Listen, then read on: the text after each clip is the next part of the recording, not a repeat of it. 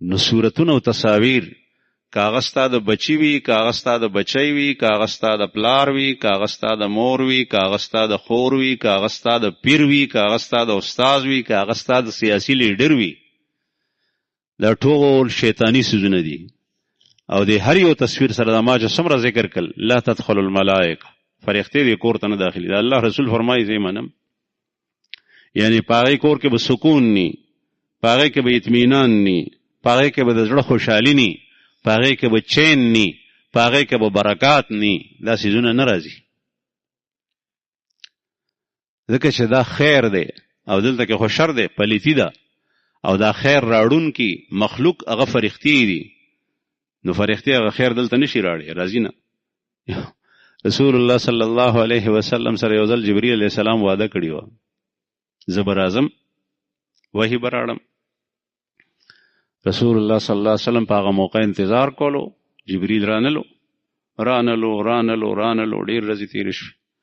د الله رسول سره ډېر فکر و، کافرو سوال کړی و، د هغې سوال جواب ورکولو. کافر خوشحاله و چې ځه موږ ته جواب رانه کړو.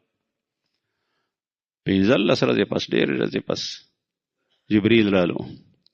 په دې موقع باندې چې کله جبرئیل رالو، رسول الله صلی الله علیه وسلم پریشان، کله یو پله کله بل پله، ځکه چې جبرئیل سره داسې محبت شوی و.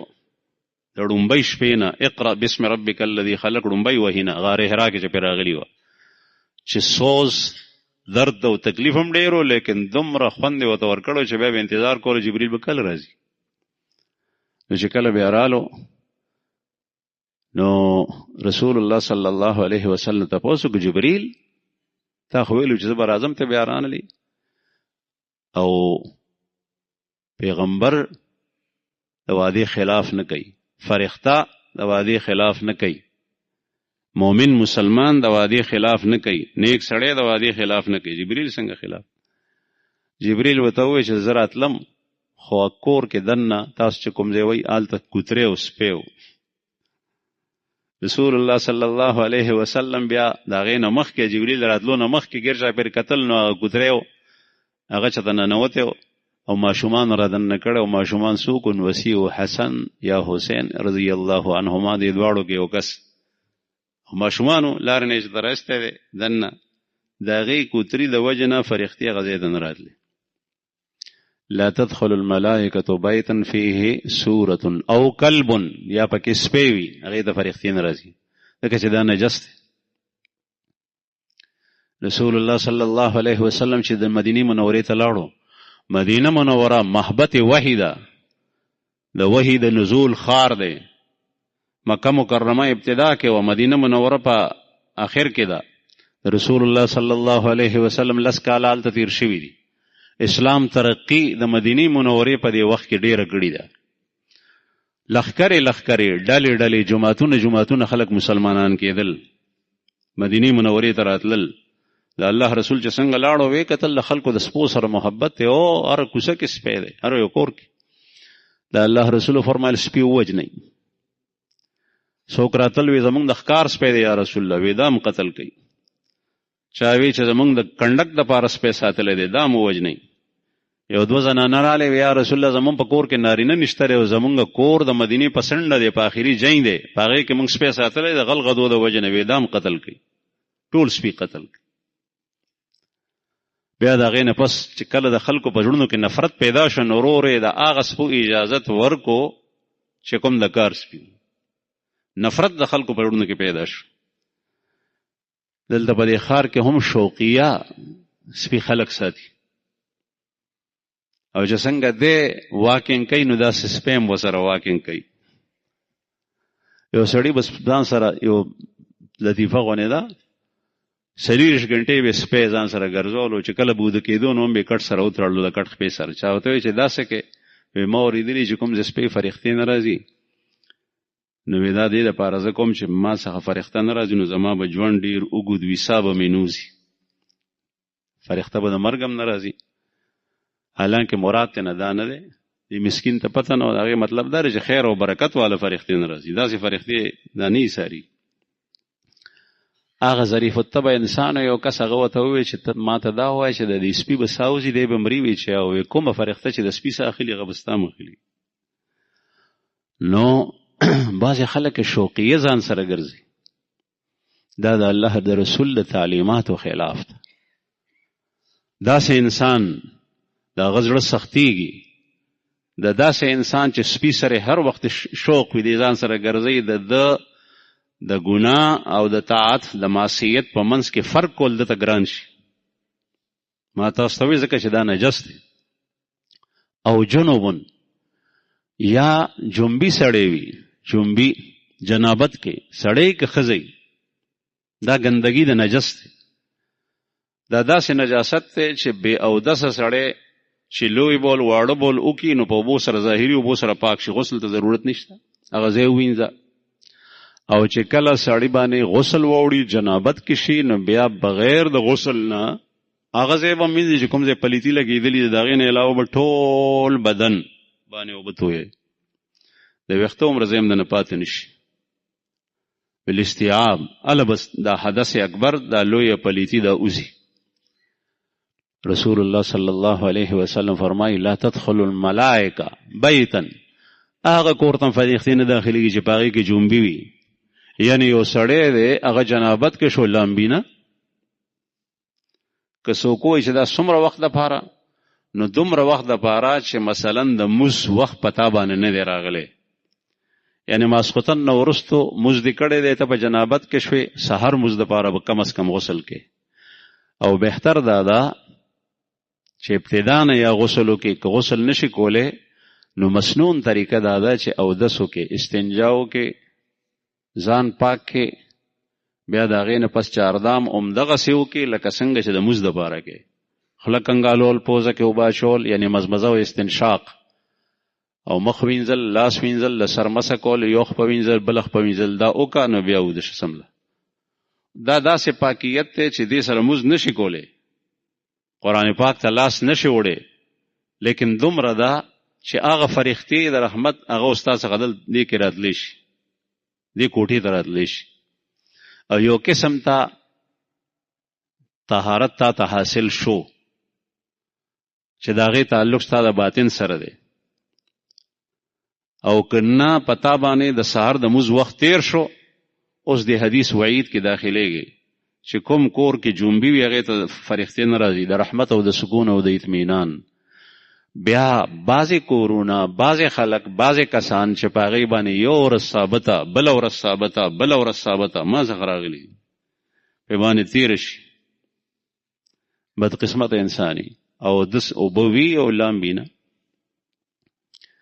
په عربو کې خو به اوبه هم نه وي، او هغې به ضرورت چې پېښ شو نو بیا په اوبو پسې لرې لتل ډېر په مشقت سره به اوبه پیدا کولې په هغې به لامبل. د دې وجه نه راځي چې رسول الله صلی الله علیه وسلم کان یتوضأ بالمد ویغتسل بالصاع، رسول الله صلی الله علیه وسلم به یو مد اوبو سره اودس کولو، یو سا سره به لامبل کول.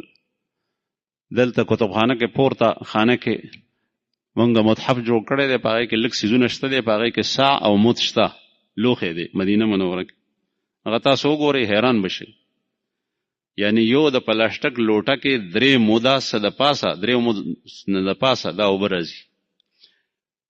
رسول الله صلی الله علیه وسلم په شان اودس چې کې نو یو پلاسټیکي لوټه باندې درې کسه اودس کولی شي، مسنون اودس چې کې. او یو سا هغه د دې نه غټه وي، هغه لوښی هم شته. نبی کریم صلی الله علیه وسلم داسې ولې کول؟ یو خو دې ته اشاره ده چې پاکي حاصلولو دپاره دومره اوبه مه صرف کو. بل دا چې کله کله سړی د دې وجې نه اودس نه کوي چې یاره دومره اوبه نشته دی، اوبه وي د ده پې اودس کېږي. دی وایي میں وضو کیسے کروں، اس لیے کہ میرے پاس اتنا پانی نہیں ہے. غسل کیسے کروں، میرے پاس اتنا پانی نہیں. یو لوټه دوه لوټې اوبو سره، یو نیمه لوټې اوبو سره به غسل کولو، او د لوټې دریمه برخه سره به اودس کولو. یو نیمه لوټه اوبه شي ته غسل کولی شي چې ستا سر، ویښته، بدن ټول هغه بدن دې لون شي او کترې ته وساسي، بس نجاست دې لرې کړی وي. نو عرض مې دا کولو زما عزتمندو چې شیطان داسې ځایونو ته راځي چې کوم ځای کې قاذورات او ګندګۍ وي، کوم ځای کې چې ګناهګار او فساق فجار خلق پاتې کیږي آلته شیاطین ډیر راځي. قرآن کریم کې الله پاک فرمایي چې دا خلق حزب الشیطان، دا د شیطان ډله ده، او دا دې په خلق مؤمنان دا د الله ډله ده. حزب الله دا حزب الشیطان دی.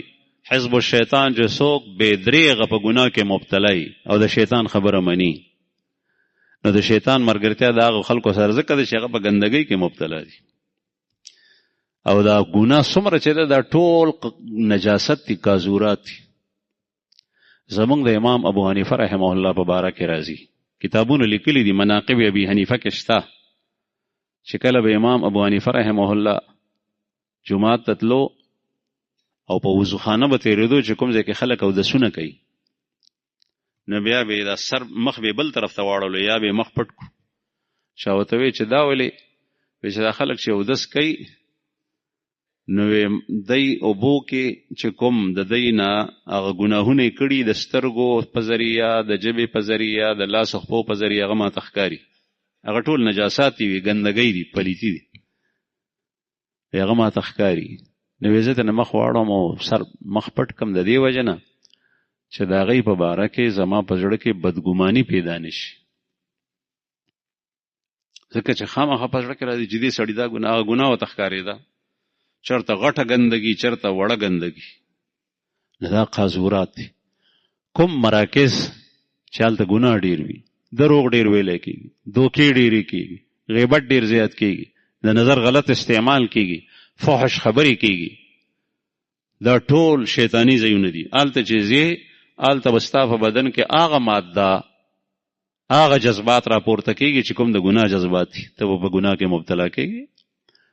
د دې وجه نه رسول الله صلی الله علیه وسلم فرمایي چې نیک صحبت اختیار کړي، د خراب صحبت نه ځان ساتئ. او د نیک صحبت مثال الله سے لکه د عطار دکان، او د خراب صحبت مثال الله سے لکه د لوار بټۍ او بنۍ. دلته به عطر خوشبویي د سره نښلي، هلته چې ځې نو یا به بصري الوزي، جامې به ته سوځي، یا به کم از کم د کولې او لوګۍ د هغې بدبویي دي کپړو په ورونو خلي، بیا به تر ډېر وخته پورې بدبویي ځي. نو عرض مې دا کولو زما عزتمندو چې دا څومره معصیات دي، دا ټول نجاسات ګندوي. رسول الله صلی الله علیه وسلم فرمایي زنانه، پردی زنانه هغه چې په حیا په پرده کې ډېر په احتیاط سره د ضرورت لپاره د کور نه ووته، نو هغې ته شریعت اجازت ورکوي بغیر ضرورت د هغې وتل، بغیر پردې بورخې د هغې وتل، او بیا سر ویښته بربنډول چې څومره دا د شریعت خلاف ورزي کوي، دومره شیاطین د دې سره وړاندې رستو ویښتو سره دا ځوړند وي. کومه زنانه چې په سر باندې د لوپټې اچولو، د سر د پټولو اهتمام نه کوي، د دې ویښتو سره شیاطین نښتي. او دغه ښځه، دغه زنانه دا په خپله باندې پردو سړو ته دعوت ورکوي چې دې ته وګوري. دغه وخت کې د دې نه ځان ساتل پکار دي. رسول الله صلی الله علیه وسلم د دې ښځې په باره کې فرمایي چې دا کله مخامخ راځي نو هم د شیطان په سیر کې راځي، او چې کله په شا ځي نو هم د شیطان په سیر کې ځي په شکل کې. او دا شیطان چې کوم دی نو دې سره اخوا دېخوا شیاطین وي، او د نورو خلکو ته په داسې انداز باندې وړاندې کوي چې هغوی خامخا دې ته وګوري. ځکه د الله رسول فرمایي چې ګورئ ما، که ګورې نقصان دې کېږي. ځکه چې د هغې نه داسې شعاګانې دي لکه څنګه چې نن سبا ستا د موبایل نه او د دې ټاورو نه د کوم سره چې د موبایل تعلق وي، د شعاګانې دي، ستا موبایل ته راځي، ستا موبایل اواز راوچتوي. دغسې د هغه زنانه نه چې کوم د شرعي اصولو حدودو خیال نه کوي، د هغې سره شیاطین نښتې وي، د هغې نه غشي وځي. د الله رسول فرمایي چې نظر قتل پردی زنانه ته سهم من سهام ابلیس، یہ شیطان کے تیروں میں سے ایک تیر ہے. ایو حدیث مبارک کے راضی سهم مسموم من سهام ابلیس، یہ شیطان کے تیروں میں ایک زہر آلود تیر ہے. زہریلا غشے دے، زہریلا. او پخوا به جنگ کې دا استعمالېدو. کله چې عمیر ابن وهب د صفوان ابن امیه سره خبره اتره وکړه او د رسول الله صلی الله علیه وسلم د قتل په اراده د بدر نه وروسته مدینې منورې ته تلو، نو صفوان ورته خپله توره ورکړه، دغه توره واخېسته او هغې ته یې د زهر اوبه ورکړي. پخوا چې به زمیندار لو کولو، اوس هم داسې کیدی شي چې کېږي، مونږ چې به لو کولو نو لوار ته لور یوړو، نو لور به یې تېرم کو، بیا به یې هغې ته اوبه ورکړي.